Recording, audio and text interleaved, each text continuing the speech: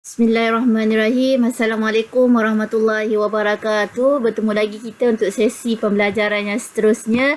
Hari ini kita akan mempelajari bidang fiqh tingkatan 2. Para pelajar boleh buka muka surat 90 hingga 96. Kita akan belajar berkaitan solat berjemaah pengikat hati. Kita akan tengok satu persatu. Okay, yang pertama kita lihat apakah yang dimaksudkan dengan solat jemaah, apa yang dimaksudkan, apa hukum kita bersolat berjemaah. Kita tengok satu. Apa maksud solat berjemaah ni? Dia terbahagi pada dua bahagian dari segi bahasa dan juga istilah. Dari segi bahasa, solat berjemaah membawa maksud berkumpul. Seterusnya dari segi istilah, solat makmum bersama-sama solat imam. Maksudnya seorang makmum, seorang imam.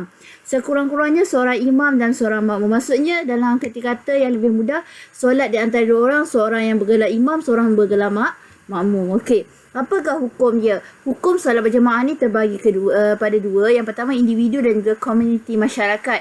Segi individu sunat muakkad. Sebagaimana yang kita semua maklum, sunat muakkad ni adalah berada di bawah pada wajib. Sunat yang sangat dituntut. Okey, dari segi komuniti masyarakat, dia fardu kifayah. Apa dimaksudkan dengan fardu kifayah?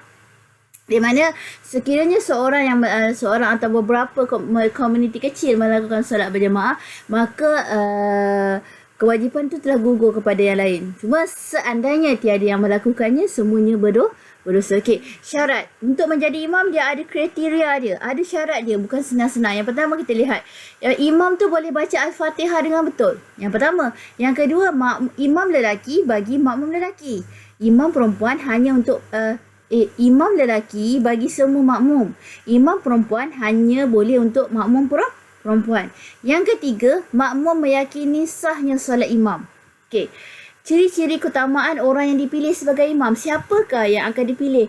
Ciri-ciri keutamaan orang yang dipilih sebagai imam. Yang pertama, pemimpin. Yang kedua, imam yang dilantik oleh pemerintah. Yang ketiga, lebih baik akhlaknya. Yang keempat, tuan rumah. Yang ketiga, lebih merdu suaranya. Yang kelima yang seterusnya adalah lebih warak dan lebih soleh. Lebih alim dan lebih pengetahuan. Lebih fasih bacaan Al-Quran. Lebih bersih badan kemas pakaiannya. Lebih tua telah berkahwin. Okey, kedudukan imam kita akan tengok satu persatu. Okey, kalau imam, seorang imam dan seorang makmum sama jandina. Dia keadaan macam ni. Okey, kalau perempuan sama. Okey, cuma jarak bagi perempuan dia agak sedikit berbeza sedikit dengan lelaki. Okey, kita lihat ni adalah seorang imam. Okey, seterusnya sekumpulan makmum lelaki sahaja. Okey, jadi imam akan duduk depan, yang lain duduk di belakang. Okey, itu adalah situasi solat makmum. Okey, tengok. Imam perempuan bersama dengan dua orang, imam perempuan dengan makmum. Okey, dia berada di sebelah kanan dan kiri. Tetapi kalau imam berbeza jantina, lelaki akan berada di depan, manakala yang perempuan duduk di bahagian belakang. Sebagaimana yang tertera di gambar.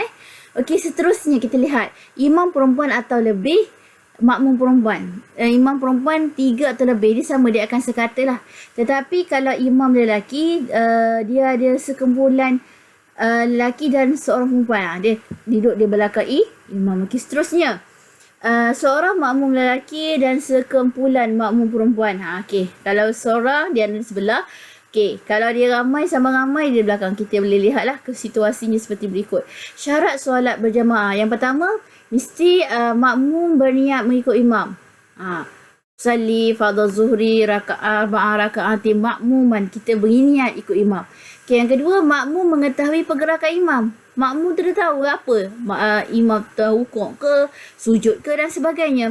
Okey, yang ketiga, tumit makmum berada di belakang tumit imam. Maksudnya berada di belakang imam. Okey, seterusnya, pergerakan makmum mengikut semua hukum fi'li imam selepas sempurna pergerakan. Maksudnya kita kena sempurna, biar imam sempurna rukun, baru kita mengikuti pergerakan imam. Okey.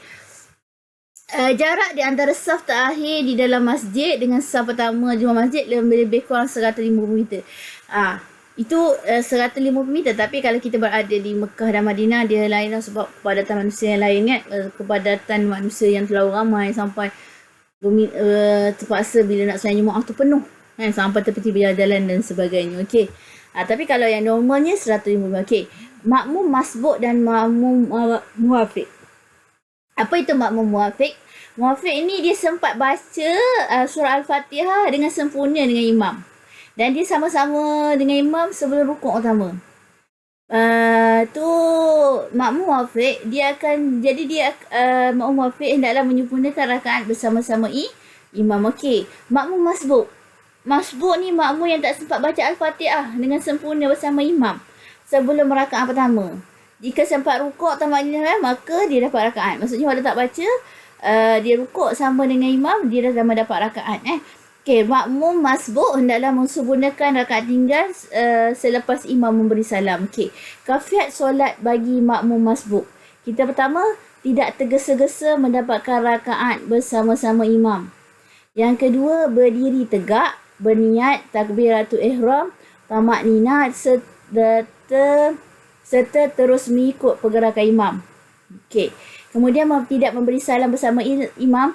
Sebaliknya, berdiri selepas imam memberi salam dan sempurnakan rakaat yang tertinggal. Kemudian sempurnakan segala rukun solat.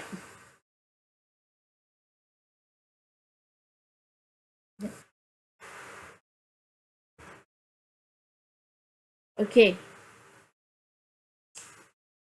Kemudian menyempurnakan segala rukun solat sehingga salam. Okey. Kita lihat lagi seterusnya. Hikmah solat berjemaah. Apakah hikmah? Apakah kelebihan? Apakah kepentingan? Apakah kebaikan solat berjemaah? Kita lihat yang pertama, menyatukan hati umat Islam kerana solat jemaah dalam satu saf yang teratur. Yang kedua, ganjaran pahala dengan kelebihan 25 darjat, 27 kali ganda berbanding solat sendirian. Yang ketiga, melatih diri menjadi pemimpin yang berkualiti kerana mengikut kaifiat solat berjamaah yang betul.